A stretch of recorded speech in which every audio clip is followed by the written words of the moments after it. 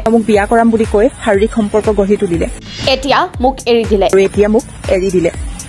মানে তেওঁ বিবাহৰ নামত মোক শাৰীৰিকভাৱে শোষণ কৰিলে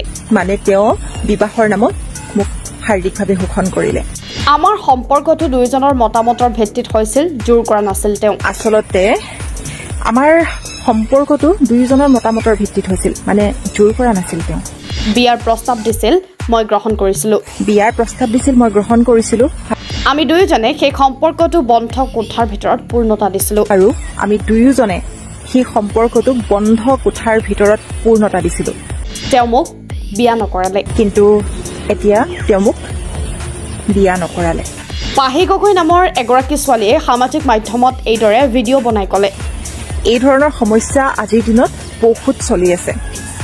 এটা কথা মই ক'ব তেওঁ মোক বিয়া কৰাম বুলি কৈ শাৰীৰিক সম্পৰ্ক গঢ়ি তুলিলে আৰু এতিয়া মোক এৰি দিলে এই ভয়ংকৰ অভিযোগ উত্থাপন কৰিছে পাহি গগৈ নামৰ এগৰাকী ছোৱালীয়ে যিয়ে নিজৰ ভিডিঅ'ত চকু পানী টুকি নিজৰ কাহিনী জনাইছে তেওঁ কয়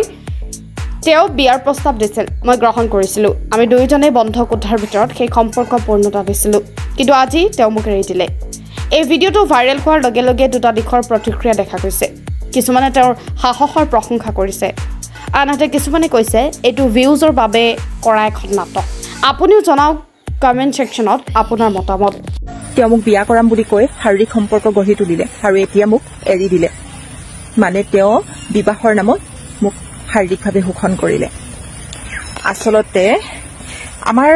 সম্পৰ্কটো দুইজনৰ মতামতৰ ভিত্তিত হৈছিল মানে জোৰ কৰা নাছিল তেওঁ বিয়াৰ প্ৰস্তাৱ দিছিল মই গ্ৰহণ কৰিছিলো আৰু আমি দুয়োজনে সেই সম্পৰ্কটো বন্ধ কোঠাৰ ভিতৰত পূৰ্ণতা দিছিলো কিন্তু এতিয়া তেওঁ মোক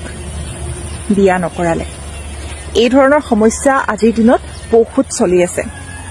এটা কথা মই ক'ব খোজো যে সেই যে বিয়াৰ প্ৰস্তাৱ দি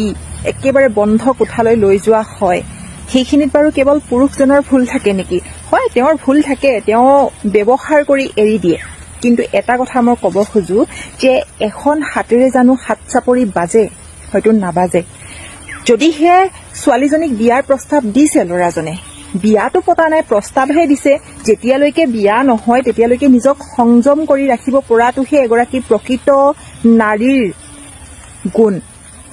যদিহে আপোনাক বিয়া কৰাম বুলি কৈছে বাটে পথে বহুত মানুহ থাকিব পাৰে বহুতে বিয়াৰ প্ৰস্তাৱ দিব পাৰে তেনেহলে কি প্ৰত্যেকৰ লগত আপুনি কি থাকিবলৈ যাব নেকি আচলতে সেইটো কথা নহয় নিজক সংযম কৰি ৰাখিব লাগে কোনোবাই বিয়াৰ প্ৰস্তাৱ দিলেই মানে এটো নহয় যে আপোনাক একেবাৰে বিয়া কৰাই লৈ গৈছে মোক আজি বহুত নাৰীয়ে বেয়াও পাব পাৰে কিন্তু মই এটা কথা ক'ব খোজো যে কেৱল পুৰুষজনক দুখ জাপি দিলে নহয় এজন পুৰুষে যদিহে বিয়াৰ প্ৰস্তাৱ দিছে তেওঁ যদি আপোনাক জোৰ কৰি টানি আজুৰি লৈ গৈছে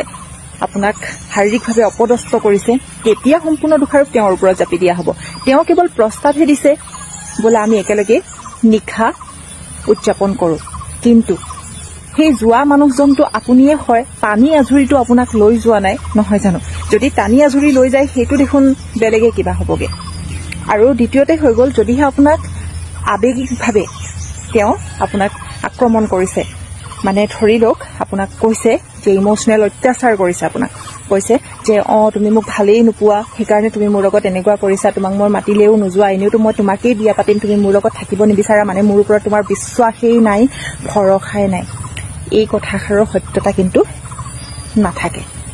এই কথাষাৰ যদি কোনোবাই কৈ আপোনাক যদি আপোনাৰ মানে কি কম এতিয়া শৰীৰটো চাব বিচাৰিছে নাইবা আপোনাৰ লগত যদি নিশা কটাব বিচাৰিছে তেনেহলে এটা কথা মনত ৰাখিব সেই মানুহজনে আপোনাক হয়তো প্ৰকৃত ভাল নাপাবও পাৰে গতিকে নিজক সম্পূৰ্ণ দেহে মনে সপি দিয়াৰ আগত এবাৰ ভাবি চাব কাৰণ আপুনি যেতিয়া তেওঁৰ লগত থাকিবলৈ গৈছিল তেতিয়াতো কাকো জনোৱা নাছিল মনে মনে গৈছিল লুকাই চুৰকৈ কিন্তু যেতিয়া এৰি দিলে মানুহজনে তেতিয়া ৰাজহুৱা কিয় কৰিছে গভীৰ প্ৰশ্ন